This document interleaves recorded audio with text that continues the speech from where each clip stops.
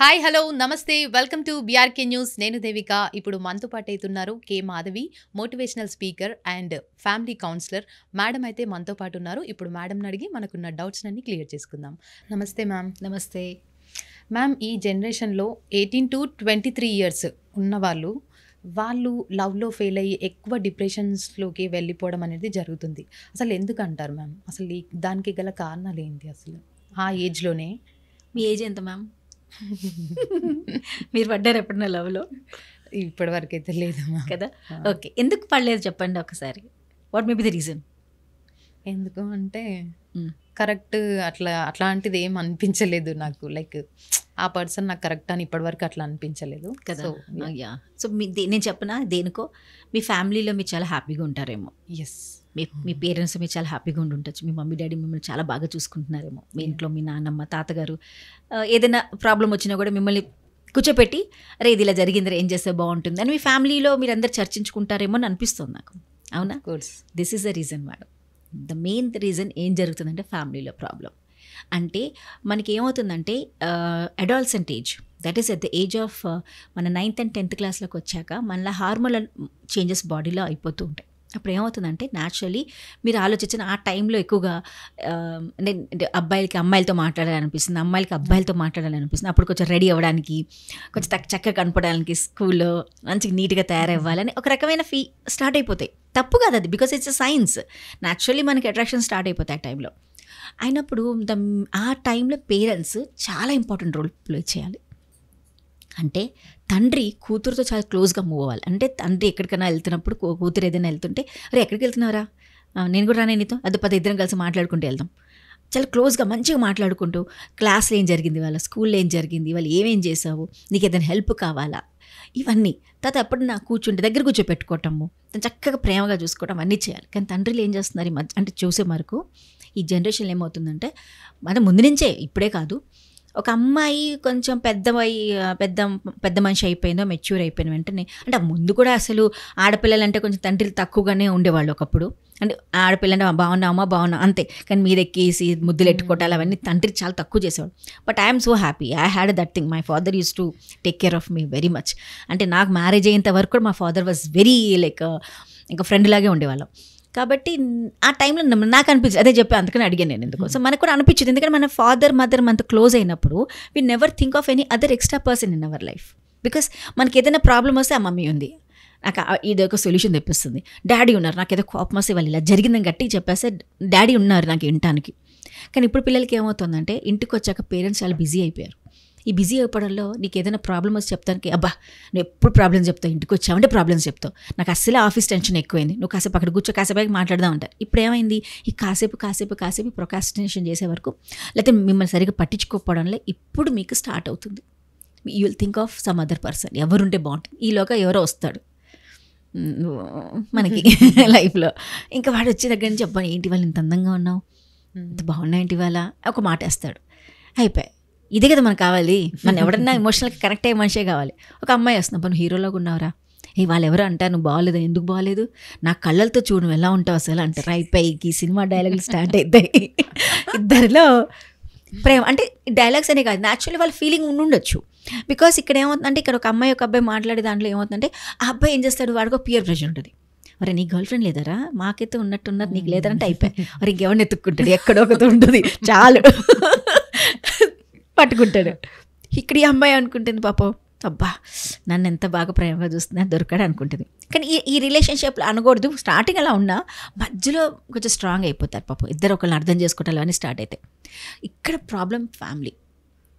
ఎప్పుడైతే తండ్రి కూతురుతో, తల్లి కొడుకుతో చక్కగా ఆ టైంలో టైం స్పెండ్ చేయకుండా, తల్లి కూడా కొడుకుతో చూడండి, ఒకసారి 9th క్లాస్ వచ్చాక అమ్మ నా కొడుకు ఎందుకు లోన్లీగా ఉంటున్నాడు, అసలు వాడు ఎందుకు ఇలా ఉంటున్నాడు, వాళ్ళిద్దరు షాపింగ్కి వెళ్ళరు, సినిమాకి వెళ్ళాలంటే ఏదైనా సినిమా సీన్స్ ఇద్దరు కలిసి చూసి భయం, ఏ సీన్లు వస్తాయో అని తల్లికి, అవునా కదా. బట్ ఇట్స్ ఓకే బికాస్ ఈ స్టార్టింగ్ వాడు చదువుకునే పిల్లాడే కాబట్టి వాడు తెలియకపోవడం ఏమి ఉండదు. అవేర్నెస్ కూర్చున్నప్పుడు ఏదైనా వచ్చింది అనుకోండి, ఏదో కమెంట్ కూడా చేయగల, just you see and drop it out. కానీ మనం ఏం చేస్తాం, టక్కని స్విచ్ ఆపేస్తాం, అవునా, ఛానల్ మార్చి పడేస్తాం, వాడు ఏం చూసేస్తాడు అని, వాడు అవే చూస్తాడు. కాబట్టి ఆ టైంలో మనం కూర్చోపెట్టి అరే క్యాజువల్గా కూర్చోండి, మనసులో కొడుతుంది, మనసులో మనకి బాధ అనిపిస్తుంది, అబ్బా ఏం సీన్ వచ్చింది ఇప్పుడు ఏం చేయాలరా అనుకోవాలి, తప్పండాం. కానీ వాడి ముందు మాత్రం ఇంకేం చేయలేము, కూర్చోవడం బెటర్. అయిపోయాక నేను స్టాక్ జోకింగ్, ఏదో జోక్ ఏంటబ్బా ఏం జోక్ వచ్చింది, బ్రహ్మానందం ఏం మాట్లాడరా, ఇవన్నీ చెప్పేవరకు ఏమవుతుందంటే వాడు దీన్ని క్యాజువల్గా తీసుకుంటాడు.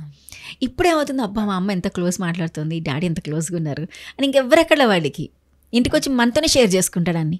ఆ ఇమోషనల్ కనెక్షన్ ఎప్పుడైతే తగ్గిపోతుంది, ఇంటికి వచ్చాక అమ్మ పట్టించుకోకపోవడం, తిన్నావా, నీకు ఏం కావాలి, చదువుకుంటావా, ఇదే ఈ 4 ముక్కలు అడుగుతారు మా అమ్మ నాన్నగారు ఇంటికి వచ్చిన వాడిని. అరే ఇవాళ హోంవర్క్ కంప్లీట్ చేసేసావా, అంతేకాని అయ్యా నీ కాలేజీలో ఏం జరిగింది, ఎంతవేం అడిగారు.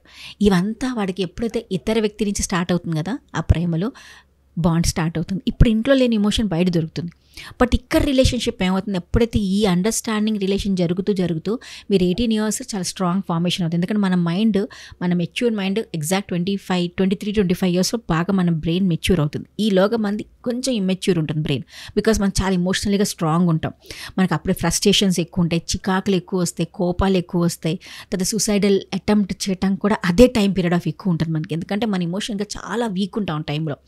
అప్పుడు ఇలాంటి సిచ్యుయేషన్స్ ఎప్పుడైనా బ్రేకప్స్ అయిపోయిన వెంటనే వాళ్ళు డిప్రెషన్లోకి వెళ్ళిపోతారు. ఎందుకంటే ఇంట్లో ఆ రిలేషన్ దొరకలేదు, బయటకు వచ్చిన అమ్మాయో అబ్బాయి అతను కూడా అలాగే చూసేసాడు. ఇప్పుడు ఈ అమ్మాయికి ఏమైందో, ఈ అబ్బాయికి ఏమైంది, ఇంట్లో ఎవరు లేరు వినడానికి, బయట లేడు, అప్పుడు ఏం చేసుకుంటాడు, వాడికి డిప్రెషన్ స్టార్ట్ అవుతుంది. అంటే తన వర్త్లెస్గా, నేను వేస్ట్ ఏమో, కాబట్టి ఇంట్లో కూడా నన్ను ఎవరు పట్టించుకోవట్లా, ప్రేమించిన వాళ్ళు కూడా ఇలాగే చేశారు అంటే నాలో ఏదో ప్రాబ్లం ఉంది. సో ఈ స్టార్ట్ ఫీలింగ్ దాట్.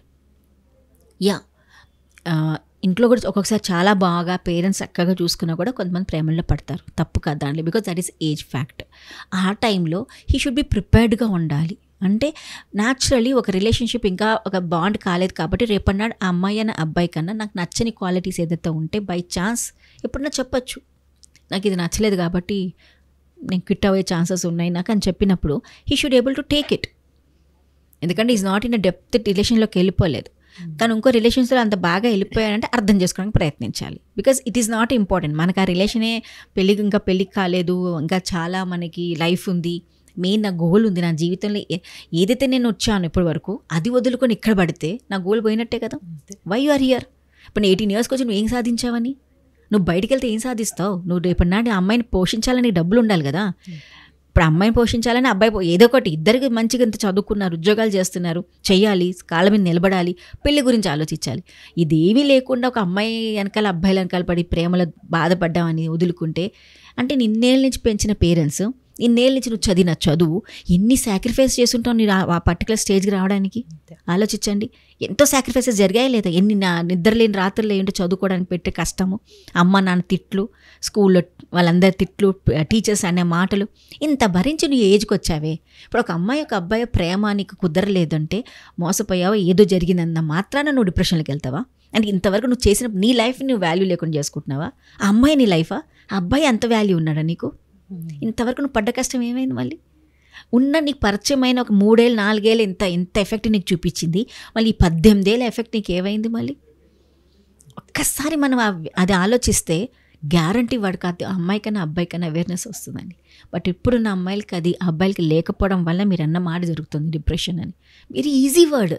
అరే have some hobbies, have some goal in your life. ఈ అమ్మాయి నా లైఫ్లోకి వచ్చింది, ఇట్స్ ఓకే, దానికి నచ్చలేదు, నేను ఏదో ప్రాబ్లం వచ్చింది, let me do my own job, నా వర్క్ నేను చేసుకొని తర్వాత ఎవరన్నా వస్తే మంచి అమ్మాయి వస్తుంది, మంచి అబ్బాయి వస్తారు అని అనుకోవచ్చు కదా.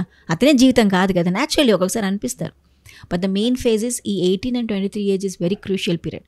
బికాజ్ నేను చెప్పినట్టుగా వాళ్ళు చాలా అగ్రెసివ్గా ఉంటారు, చాలా ఎమోషనల్గా ఉంటారు.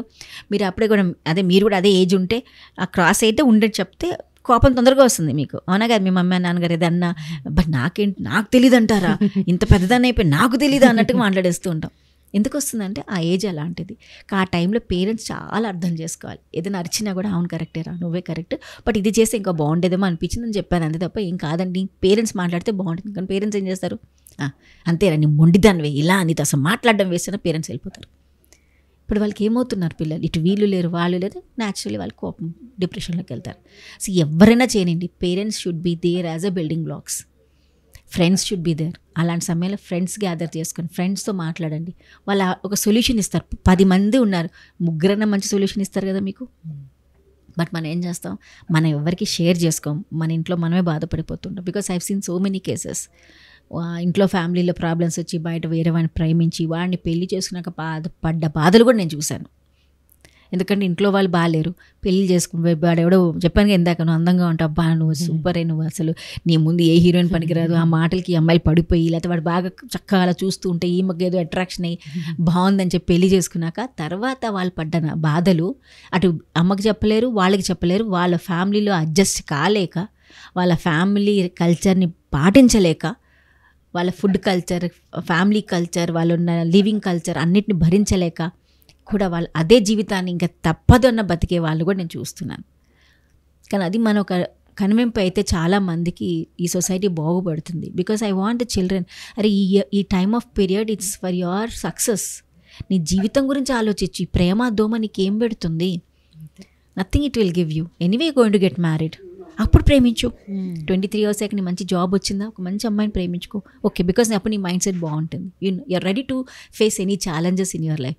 ఈ టైంలో నీకు ఇంకా సెటిలే కాలేదు, నీ లైఫ్ ఏమో తెలీదు, నువ్వు ఎక్కడ వెళ్ళాలో నీకు తెలీదు, ఇంత పడ్డ కష్టం వేస్ట్ అవుతుంది అని ఆలోచిస్తే ఒక అమ్మాయి ఒక అబ్బాయి అసలు ఈ 23 ఏజ్లో ఈ డిప్రెషన్స్ అన్నిటికీ దూరం అవుతారు. They will concentrate on their career. Guarantee మా, ఒక్కసారి ఈ 23 క్రాస్ అవ్వనండి, అప్పటిదాకా బాధ అనిపిస్తుంది. 23 ఎప్పుడైతే క్రాస్ అవుతారు కదా, న్యాచురల్లీ వాళ్ళు చాలా మెచ్యూర్డ్గా ఆలోచిస్తాం మొదలెడతారు. 21 years మెచ్యూరిటీ వచ్చేస్తుంది వాళ్ళకి. అరే ఇది నేను లైఫ్ కాదు, now I have to set my goal. But ఆ టైం కొంచెం క్రూషియల్ పీరియడ్, బికాస్ కొంచెం ఫీలింగ్. బట్ అది ఒక్కసారి క్రాస్ అయ్యాక వాళ్ళకి చేసిన తప్పులని వాళ్ళకి అప్పుడు అనిపిస్తుంది, నిజంగా మేము చేసిన తప్పులు, now we have to concentrate here అని. కాబట్టి it comes and goes, but you have to follow. ఏం చేస్తే బాగుంటుంది ఒక్క సొల్యూషన్ మీ మైండ్లో పెట్టుకుంటే, పేరెంట్ హెల్ప్ ఇస్తే, ఫ్రెండ్స్, పేరెంట్స్, సొసైటీ వాళ్ళు కొంచెం హెల్ప్ చేస్తే ఇలాంటివి ఏమీ రావు. నైస్, చాలా బాగా చెప్పారు ma'am. Thank you. Thank you so much.